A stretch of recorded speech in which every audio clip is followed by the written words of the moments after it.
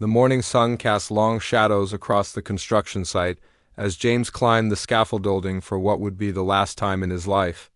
At 32 years old, he was the youngest foreman the company had ever promoted. His hard hat bore the scratches and dents of 15 years in construction, starting as a teenager helping his father during summer breaks. Now he supervised crews building the city's newest shopping complex, a project that would cement his reputation in the industry. His wife Lisa had packed his lunch that morning, just like she had for the past 8 years of their marriage. She'd kissed him goodbye and reminded him about dinner with her parents that weekend. They'd been talking about starting a family, maybe buying a bigger house in the suburbs. James had his eye on a promotion to regional manager, which would mean more money and less time on dangerous job sites. Everything seemed to be falling into place perfectly. The accident happened at 2:47 p.m. on a Tuesday in October. James was inspecting the upper-level scaffolding when he noticed loose bolts on a support beam. He'd seen this kind of sloppy work before and knew it could cause serious problems. As he bent down to examine the connection more closely, the entire section gave way. The sound of twisted metal and splintering wood filled the air as 3 stories of scaffolding collapsed in a matter of seconds. When James woke up in the hospital 4 days later, the first thing he noticed was that he couldn't feel his legs. The second thing he noticed was the look on Lisa's face. It wasn't relief or joy that he was alive, it was fear. Pure, undeniable fear about what their life was going to become.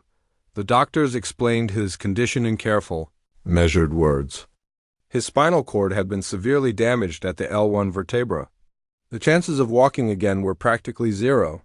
He would need extensive rehabilitation, home modifications, and ongoing medical care for the rest of his life. The words seemed to bounce off James like he was hearing them through thick glass. This couldn't be his reality. Just a week ago, he'd been climbing ladders and lifting heavy beams. Now he couldn't even sit up without help. The first few weeks were a blur of physical therapy sessions, insurance meetings, and well-meaning visitors. His construction crew came by regularly at first, bringing flowers and updates from the job site. His brother Tom helped Lisa navigate the maze of disability paperwork. His parents drove down from their retirement community every few days, his mother fussing over his appearance while his father stood awkwardly in the corner, unsure what to say. But as the weeks turned into months, the visits became less frequent. His work friends stopped coming by, claiming they were too busy with new projects. The conversations with Lisa grew shorter and more strained. She'd started working extra shifts at the bank where she was a teller, partly for the money but mostly to avoid being home. When she was there, she moved around him carefully, like he might break if she got too close. The medical bills started arriving in thick envelopes that Lisa would stack on the kitchen counter without opening. His disability insurance covered some expenses, but not nearly enough. The wheelchair-accessible modifications their house needed would cost more than they had in savings. Simple things like getting in and out of the shower required expensive equipment they couldn't afford. Lisa started making comments about money, constantly, sighing heavily when she wrote checks for his medications. James tried to stay positive at first. He researched adaptive technologies and looked into work-from-home opportunities. He practiced using his wheelchair around the house, determined to regain some independence. But every small victory felt overshadowed by Lisa's increasingly distant behavior. She'd started staying late at work more often, sometimes not coming home until after he'd already gone to bed. When she did talk to him, it was usually about practical matters like doctor appointments or bills. The breaking point came on a cold February evening, 6 months after the accident. James had spent the day practicing transfers from his wheelchair to their bed, trying to surprise Lisa by being more self-sufficient. When she came home from work, he proudly showed her how he could move around without help. Instead of being pleased, she broke down crying in a way he'd never seen before. "I can't do this anymore," she said between sobs. "I'm 29 years old, James. This isn't the life I signed up for. I feel trapped, like I'm drowning every single day." James felt something cold settle in his stomach. He'd known this conversation. was coming, but hearing the words out loud made it real in a way that terrified him. Lisa talked about feeling like a caregiver instead of a wife, about the dreams they'd shared that now seemed impossible. She mentioned a coworker named Kevin who'd been asking her out for coffee. She hadn't said yes yet, but James could see in her eyes that she wanted to. The divorce papers arrived 3 weeks later. Lisa had found a lawyer who specialized in disability cases, ensuring she wouldn't be responsible for his ongoing medical expenses. She kept the house initially, but sold it within 2 months and moved across town. James found himself staying with his brother Tom and his family, sleeping in what used to be his nephew's playroom. Tom's house was chaos. 2 young kids running around, toys everywhere, and a constant noise level that made James's head throb. His sister-in-law Patricia tried to be welcoming, but he could see the strain in her eyes too. The kids were curious about his wheelchair at first, but soon grew bored and started treating him like part of the furniture. Tom worked long hours at his accounting firm and seemed relieved to escape the house each morning. The family dynamic shifted quickly. James had always been the successful brother, the one everyone looked up to. Now he was the burden, the one who needed help with everything. Tom started making comments about the cost of groceries going up with an extra mouth to feed. Patricia mentioned how difficult it was to keep the house clean with his medical equipment taking up space in the living room. His parents' visits became lectures about being grateful for family support and not giving up hope. His mother would cry quietly in the kitchen while doing dishes, and his father would pat his shoulder awkwardly and say things like, "You've got to stay strong, son." But James could see they were struggling too. They were in their 70s, dealing with their own health issues, and the stress of having a disabled adult child was wearing on them physically and emotionally. The final blow came during a family dinner in late spring. Tom had been drinking wine and started talking about the future, about college funds for his kids and retirement plans. Then he looked at James and said what everyone had been thinking but nobody had been brave enough to say. "You need to start thinking about other living arrangements, James. This was supposed to be temporary, and it's been almost a year. Patricia and I have our own family to think about. There are group homes, assisted living places, government programs that can help you." The room went silent except for the sound of his nephew playing with toy cars in the next room. James looked around the table at faces that had once been filled with love and concern, but now showed only exhaustion and resentment. His mother stared at her plate. His father cleared his throat uncomfortably. Patricia nodded slightly, relief visible in her expression. "I understand," James said quietly, though understanding and accepting were 2 very different things. Within a month, he was loading his few remaining possessions into his modified van, purchased with the last of his settlement money. He'd looked into the group homes Tom had mentioned, but the waiting lists were long and the facilities depressing. State assistance would cover basic housing, but the bureaucracy was overwhelming and the options were limited. As he drove away from Tom's house that morning, James realized he truly had nowhere to go. The man who had once supervised crews of 20 people, who had built structures that would stand for decades, was now completely alone. His family had made their choice and he couldn't really blame them. In their position, he might have done the same thing, but that didn't make it hurt any less. The first night sleeping in his van, James told himself it was temporary, just a few days until he figured out his next move. Maybe a week at most. That was 3 months ago, and the modified Honda Pilot had become his permanent home. The vehicle that was supposed to give him independence had turned into a prison on wheels. He'd found a spot in the corner of a 24-hour Walmart parking lot where the security guards generally left him alone. The store manager, a middle-aged woman named Beth, had approached him the second week to ask if everything was okay. When James explained his situation, she'd quietly told him he could stay as long as he kept the area clean and didn't cause problems. It was the first kindness a stranger had shown him since the accident, living in a vehicle. While using a wheelchair presented challenges James had never imagined. The simple act of transferring from his wheelchair into the driver's seat left him exhausted. His modified van had hand controls for driving, but maneuvering the wheelchair in and out of the vehicle in tight parking spaces was nearly impossible. Most days he just stayed inside, watching people come and go through the tinted windows. His daily routine had become depressingly predictable. Wake up around 6 when the parking lot started getting busy with early morning shoppers. Wait until the crowd thinned before attempting to get out and use the store's restroom. The trek across the parking lot in his wheelchair felt like running a gauntlet, with curious stares and uncomfortable glances following him the entire way. Children would point until their parents quickly pulled them along, whispering harsh corrections. About staring at disabled people, the worst part was the bathroom situation. The accessible stall was often occupied or out of order, forcing him to wait uncomfortably long periods. Sometimes other customers would use the accessible stall even when regular stalls were available, leaving him sitting outside feeling desperate and humiliated. The automatic door button was broken more often than it worked, meaning he had to ask strangers for help or struggle with the heavy door himself. Money was disappearing faster than he'd calculated. His disability check of $800 a month barely covered gas, food, and basic necessities. He tried to budget carefully, but unexpected expenses kept destroying his plans. A flat tire cost him $60 he couldn't spare. His prescription medications, even with insurance, ate up another $100 monthly. Phone service was essential for staying connected to the outside world, but $45 felt like a fortune. When he was counting every penny, food became an exercise in creativity and desperation. The Walmart deli sold rotisserie chickens for $5 each, which could feed him for 3 days if he stretched it carefully.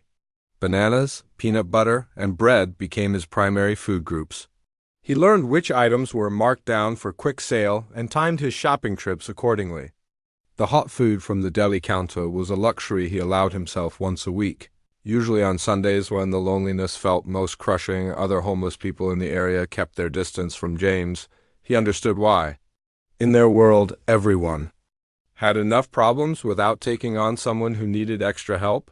There was an unspoken hierarchy even among society's forgotten, and wheelchair users were seen as additional burden rather than potential allies. A few times, he'd tried to start conversations with people who seemed approachable, but the interactions always felt forced and awkward. Winter arrived early that year, bringing challenges James hadn't prepared for. The van's heating system worked, but running it constantly drained the battery and used expensive gas. He bought extra blankets from the dollar store, but staying warm while sleeping became a constant struggle. His legs, which had no sensation, were particularly vulnerable to cold. He'd wake up some mornings with his feet nearly frozen, a dangerous situation he was powerless to prevent. The isolation was perhaps worse than the physical discomfort. James had always been social, energized by interaction with coworkers and friends. Now he could go days without speaking to another human being beyond brief exchanges with store clerks.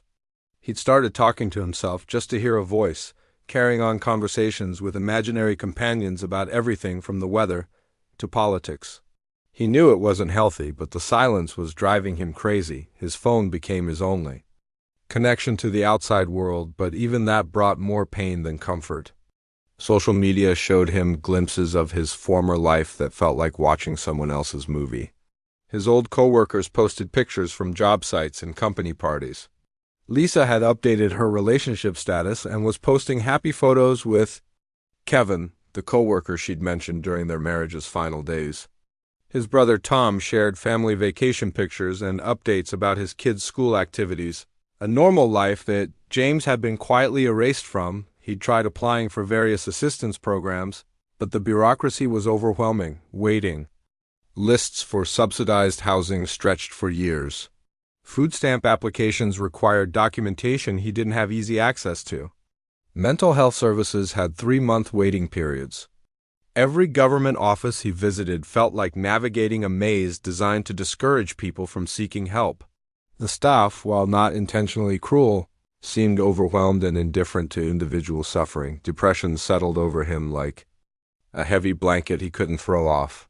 Some mornings, he'd wake up and stare at the van's ceiling for hours, unable to find motivation to even transfer to his wheelchair. The future stretched ahead endlessly, an unbroken series of identical days. filled with small humiliations and large loneliness. He began to understand why so many homeless people turned to drugs or alcohol. The temporary escape from reality suddenly seemed appealing. Physical problems added to his mental anguish.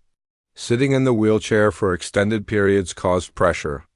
Sores that were difficult to treat without proper facilities. His shoulders ached constantly from the strain of wheeling across uneven parking lot surfaces. Simple hygiene became a major challenge. The gym membership he'd maintained for showering was canceled when he couldn't afford the monthly fee. Public restrooms weren't equipped for thorough washing, leaving him feeling perpetually unclean and embarrassed about his appearance. People's reactions to him evolved from sympathy to discomfort to complete avoidance. Store employees who had initially been friendly began treating him with professional politeness that felt colder than outright hostility. Other customers would change aisles to avoid passing him. Parents would steer their children away as if disability might be contagious. He began to feel invisible, like a ghost haunting the edges of normal society. The breaking point came on a particularly cold December morning. James had been trying to get his wheelchair out of the van when the mechanism jammed. After 20 minutes of struggling, he was trapped inside, unable to reach his chair or get out of the vehicle. Panic set in as he realized how completely helpless he'd become.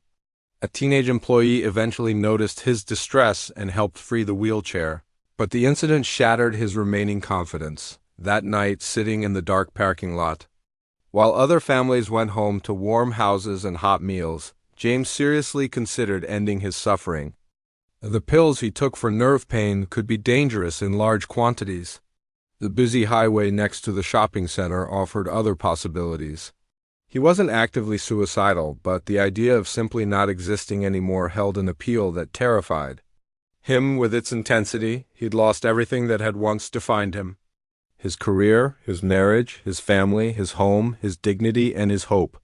The successful construction foreman who had once supervised major projects was now a burden that society preferred to ignore. As he sat there in the darkness, James wondered if anyone would even notice if he disappeared completely.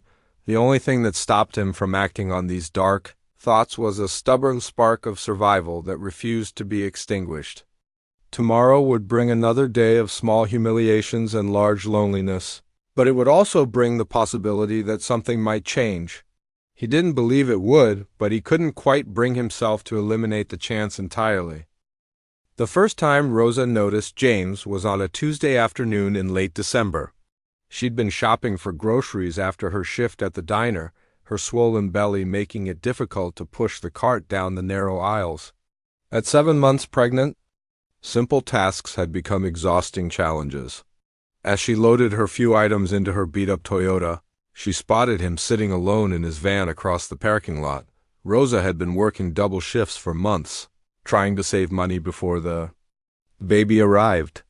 The father, Danny, had vanished the moment she told him about the pregnancy, leaving her to face everything alone. Her family lived 3 states away, and pride kept her from calling for help. At 25, she'd thought she had life figured out. Now she was scared, tired, and wondering how she'd manage as a single mother on a waitress salary. Something about the man in the van caught her attention. Maybe it was the way he sat so still, or how other shoppers seemed to look right through him. She'd been invisible herself lately, just another pregnant woman struggling to make ends meet.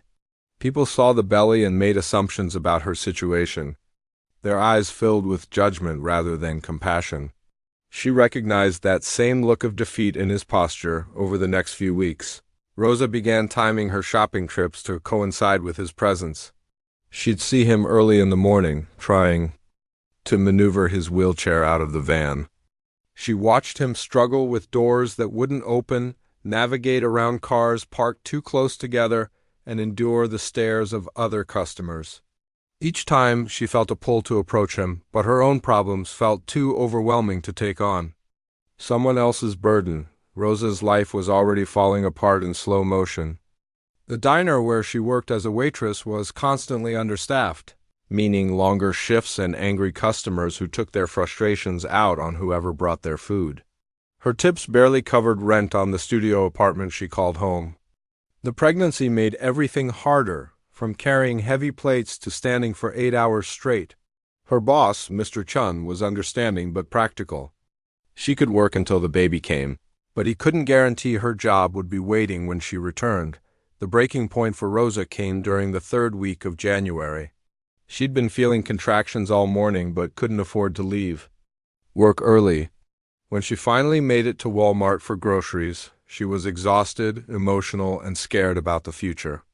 As she walked toward the store entrance, she saw James sitting outside in his wheelchair, holding a piece of cardboard that simply read, "Anything helps, God bless." Most people walked past without acknowledgement, some actively avoiding eye contact. Rosa stopped in front of him, studying his face for the first time up close. He looked to be in his 30s, with kind eyes that held a depth of sadness she recognized. His clothes were clean but worn, and despite his circumstances, he'd made an effort to look presentable. When their eyes met, he didn't look away or mumble an automatic plea for money. Instead, he smiled slightly and said, "Good afternoon. How long have you been sitting here?" Rosa asked, her hand instinctively resting on her belly. "Not long today," James replied. "I don't like to make people uncomfortable." Something in his voice, the consideration for others despite his own desperate situation, touched something deep inside Rosa. She thought about her own struggles, her fears about raising a child alone, and how isolated she'd felt since Danny left. Here was someone dealing with challenges that made her problems seem manageable by comparison. "Wait here," she said. Disappearing into the store, she returned 20 minutes later with a bag containing sandwiches from the deli, a thermos of hot coffee, and some fruit. James looked surprised, then embarrassed. "You don't have to do this," he said quietly. "I can see you've got your own situation to handle." Rosa sat down on a nearby bench, her back aching from the extra weight she was carrying. "What's your name?" "James," he replied, unwrapping one of the sandwiches with grateful hands. "I'm Rosa, and you're right, I do have my own problems. But sitting here watching you every week, I kept thinking about how invisible people can become. When they need help most, they talked for over an hour." James told her about the construction accident, the family who couldn't handle his disability, and the months of living in his van. Rosa shared her story about the pregnancy, her absent boyfriend, and her fears about the future. Both had been abandoned by people who claimed to love them. Both were facing uncertain futures with limited resources. "Where do you shower?" Rosa asked, then immediately felt embarrassed by the personal question. "There's a truck stop about 10 miles from here," James replied without offense. "Has facilities for disabled drivers. Costs $12 each time, so I go twice a week whether I need it or not." Rosa did quick math in her head. $24 a week for basic hygiene, nearly $100 a month. Her studio apartment had a bathroom with a shower stall that would accommodate a wheelchair. The rent was $450 monthly, utilities another $60. His disability check was $800. It would actually help her finances to have someone splitting the costs. "This might sound crazy," Rosa said slowly, "but I have a proposition for you." James looked skeptical. In his experience, propositions from strangers usually involved charity that came with strings attached or expectations he couldn't meet. "My apartment is tiny, but it's clean and warm. The bathroom has a roll-in shower because the previous tenant was elderly. I could use help with rent and utilities, and honestly, I could use the company. Baby's not due for 2 months, but I'm scared about being completely alone when it happens." "You don't know anything about me," James said carefully. "I could be dangerous, unreliable, anything." Rosa laughed, the first genuine laugh she'd had in weeks. "Look at us. I'm a broke, pregnant waitress whose boyfriend ran off, and you're living in a van in a Walmart parking lot. We're both pretty desperate. The difference is, I think we could help each other instead of just surviving separately." James felt something he hadn't experienced in months: hope. The possibility of a real shower, a warm place to sleep, and human companionship seemed too good to be true. But Rosa's offer felt different from the pity he'd encountered from others. She was talking about Mutual benefit, not charity. What would you need from me? He asked. $300 toward rent and utilities. Help with things I can't do easily while pregnant. And maybe just someone to talk to who understands what it's like when life doesn't go according to plan. They spent another hour discussing practical details. Rosa's apartment was on the ground floor with wheelchair access. There was space for his van in the parking lot. The building was quiet, mostly older residents who minded their own business. James could continue receiving his mail at the post office box he'd rented. The decision to trust each other felt both impulsive and inevitable. Rosa needed financial help and companionship. James needed shelter and purpose. Neither had family support or abundant resources, but together they might have enough to survive. When could I see the place? James asked. How about now? Rosa replied. I get off work early on Tuesdays, and honestly, I'm curious to see if this crazy idea could actually work. As they prepared to leave the parking lot, Rosa following James's van in her car, both felt nervous about the commitment they were making. They were essentially strangers betting their futures on each other's character. But sometimes desperation creates clarity, and both recognized that their current situations were unsustainable. For the first time in months, James allowed himself to imagine sleeping in a real bed, taking a hot shower whenever he wanted, and having someone to share meals with. Rosa pictured having help with daily tasks as her pregnancy progressed and someone reliable to depend on. When the baby arrived, neither expected love or romance from the arrangement. They were two broken people hoping to build something stable from their combined pieces. As they drove toward Rosa's apartment, both wondered if kindness between strangers could really be enough to change their lives. The first morning in Rosa's apartment, James woke up on the couch feeling like he was in someone else's dream. After months of cramped nights in his van, the simple luxury of stretching out completely felt almost overwhelming. The apartment was tiny, barely 400 square feet, but it was warm, clean, and most importantly, it was home to someone who had chosen to trust him. Rosa was already awake in the kitchen area, moving slowly as she prepared coffee. At 7 months pregnant, every movement required extra effort, and James could see she was trying to be quiet to avoid waking him. He transferred from the couch to his wheelchair and joined her, immediately noticing how the small space could be challenging to navigate with both of them moving around. "Good morning," Rosa said with a tired smile. "I hope the couch was okay. I know it's not much, but it's better than sleeping in a parking lot." "It's perfect," James replied, and he meant it. "What can I do to help around here?" That simple question marked the beginning of their new partnership.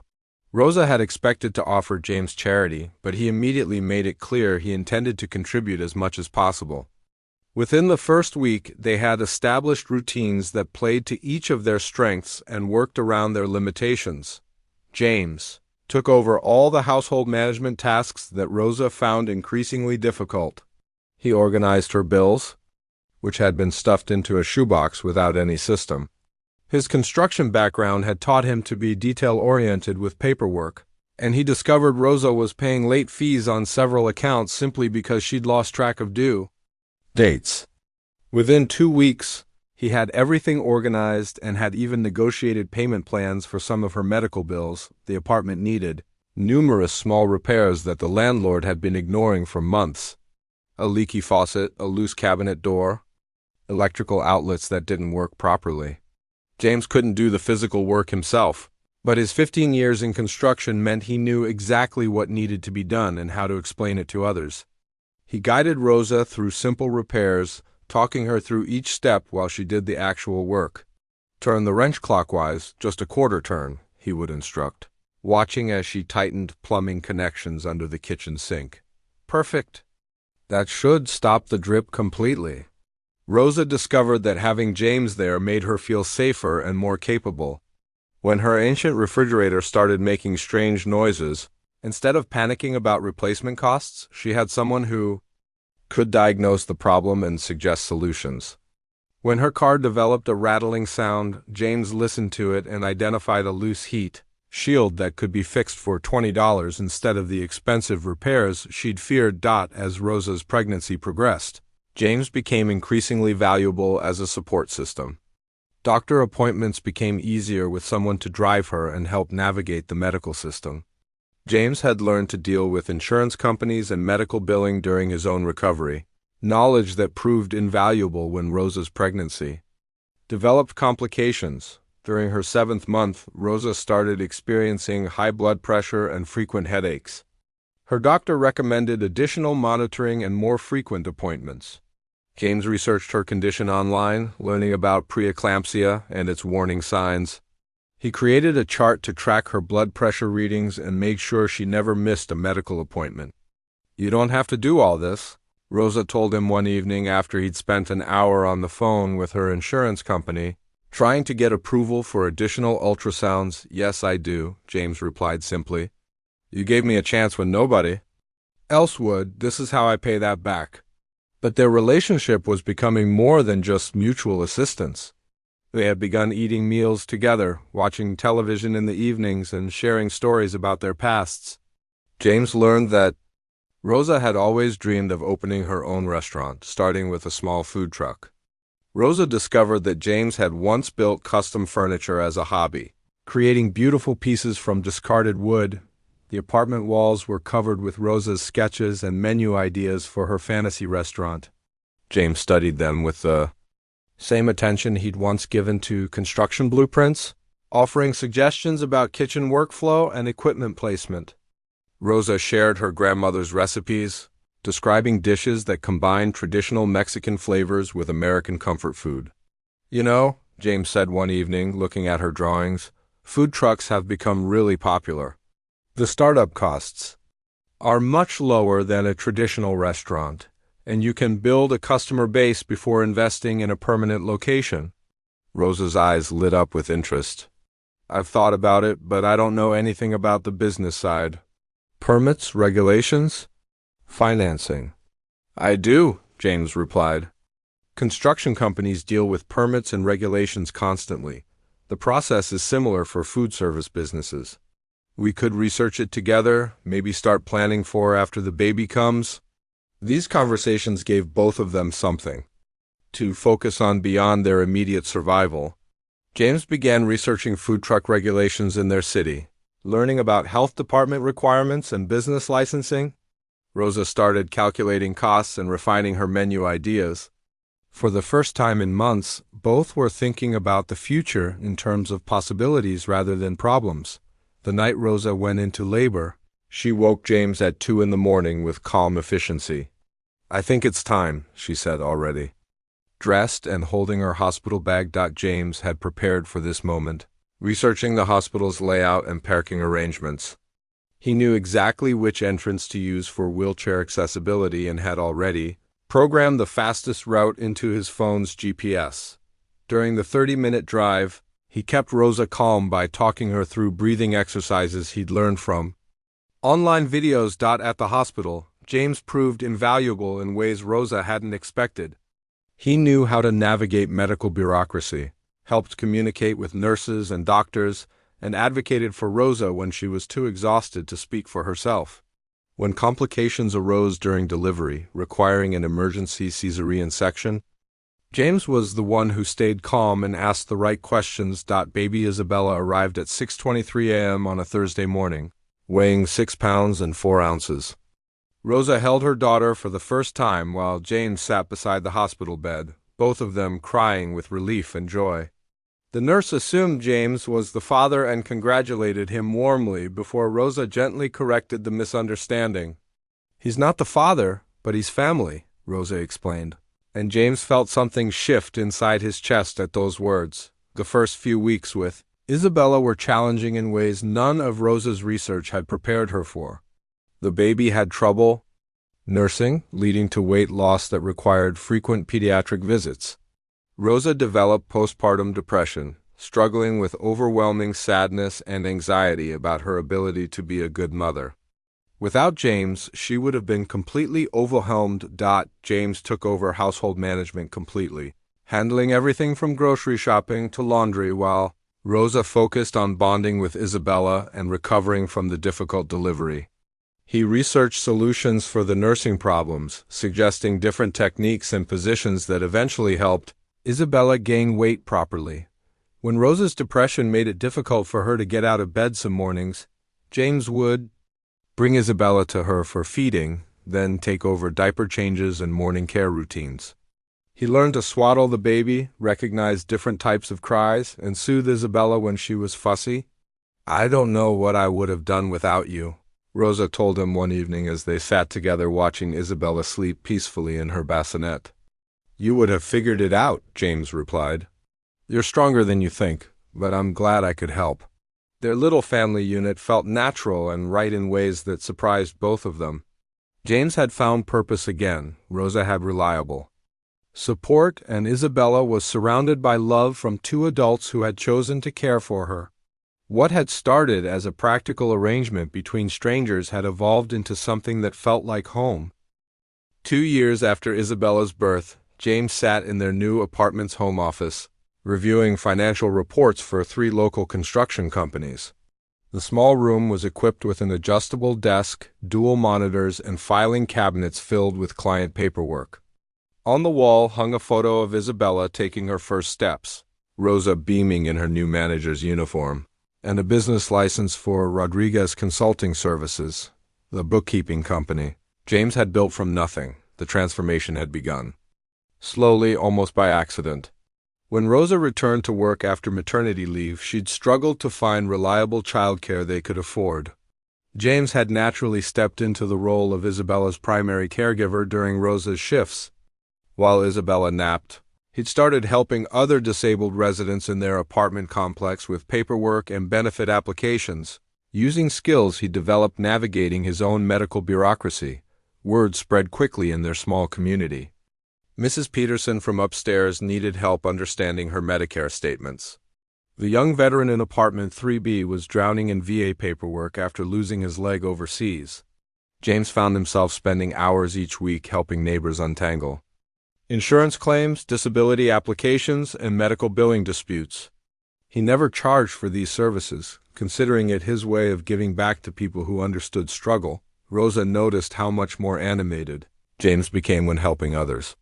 The depression and hopelessness that had shadowed him for years seemed to lift when he had purposes beyond his own survival. She suggested he consider turning his skills into a legitimate business, but James initially resisted the idea. "Who's going to hire a guy in a wheelchair to manage their books?" he asked one evening while folding Isabella's laundry.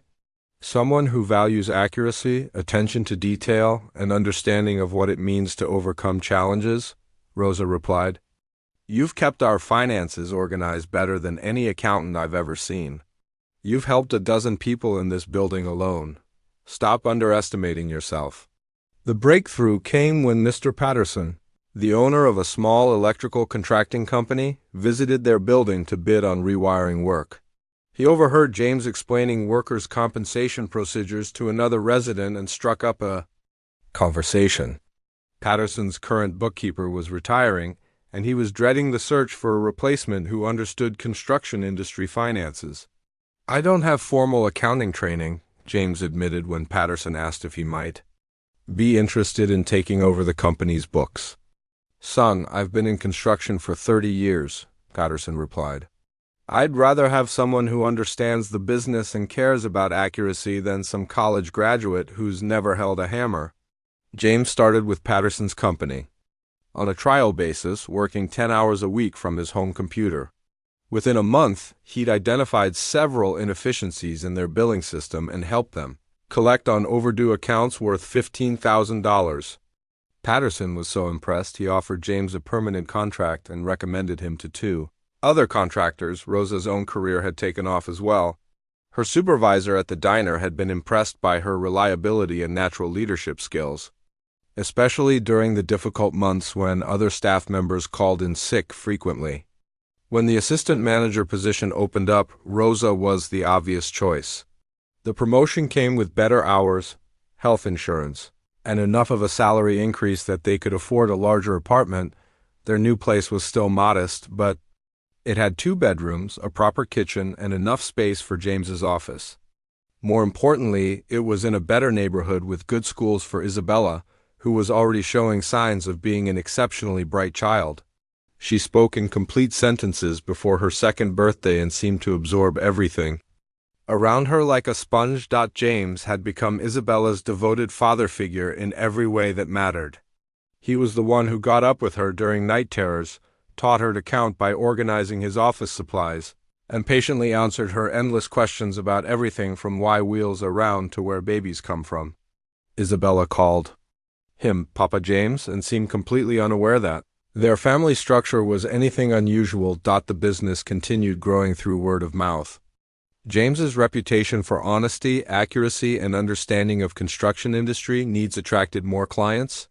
He hired his first employee, a recent accounting graduate named Carlos, who handled basic data entry while James focused on analysis and client relationships. Within 18 months, Rodriguez Consulting Services was managing books for 12 small businesses. The financial stability allowed Rosa to start seriously planning her food truck dream. James helped her develop a comprehensive business plan, complete with market analysis, financial projections, and equipment specifications. They spent evenings researching permits, scouting locations, and testing recipes in their small kitchen. Isabella became their eager taste tester, offering surprisingly sophisticated feedback for a toddler. "This one needs more cheese, Papa James," she would announce after trying Rosa's latest quesadilla variation, causing both adults to laugh at her serious expression. Rosa's food truck, Bella's Kitchen, named after Isabella, launched on a Saturday morning in the downtown business district. The menu featured fusion dishes that combined Rosa's grandmother's traditional recipes with modern American tastes. James had calculated startup costs down to the penny and helped Rosa secure a small business loan that wouldn't overextend their finances. The truck was an immediate success. Rosa's warm personality and exceptional cooking attracted loyal customers within the first week. James handled all the administrative aspects of the business while continuing to grow his consulting company. Their combined income now exceeded what James had earned at his construction job before the accident. One unexpected benefit of their success was the response from James's estranged family. His brother Tom had found James's business website online and reached out via email, expressing amazement at his transformation and subtle regret about how things had ended between them. Their parents, now in their late 70s, also made contact, asking if they could visit and meet Isabella. James struggled with how to respond to his family's renewed interest. The wounds from their abandonment during his darkest period hadn't fully healed, but Rosa encouraged him to at least consider rebuilding some relationship with them. "People make mistakes when they're scared," she told him one evening as they watched Isabella play with her toy kitchen set. "Maybe they've learned something since then." The family reunion, when it finally happened, was awkward but healing in small ways. James's parents were genuinely remorseful about their inability to support him after the accident, and they were charmed by Isabella's infectious energy. Tom admitted that he'd been overwhelmed by his own family's needs and hadn't known how to help effectively. While the relationships would never return to their previous closeness, they established a foundation for limited but meaningful contact. James began volunteering with a local disability advocacy organization, using his story to help newly injured people navigate the complex transition to life with a disability. He spoke at rehabilitation hospitals, sharing practical advice about everything from accessible housing to starting a business while disabled. His message was always the same: circumstances can change your limitations, but they don't have to change your value or potential. One of his most rewarding volunteer activities was mentoring other people who had become disabled as adults. Many arrived at their first meeting filled with the same despair and hopelessness James had experienced. Seeing him thriving professionally and personally, surrounded by a loving family he'd chosen rather than inherited, gave them hope that their lives weren't over. "I won't lie to you," he would tell new mentees. "Some days are still hard. The physical limitations are real and people's attitudes can be frustrating. But if you're willing to adapt and accept help when it's offered, You can build something meaningful from whatever pieces you have left. 5 years after the accident that had destroyed his old life, James was living better than he ever had before. His business was thriving, Rosa's food truck had expanded to 2 locations, and Isabella was starting kindergarten as a confident, happy child who had never known anything but love and stability. On quiet Sunday mornings, the 3 of them would sit together at their kitchen table, Isabella drawing pictures while Rosa planned new menu items and James reviewed client files. These moments felt miraculous to James, not because they were extraordinary, but because they were so beautifully ordinary. He had learned that sometimes the greatest victories aren't about overcoming obstacles, but about finding people who help you build something new from the pieces that remain.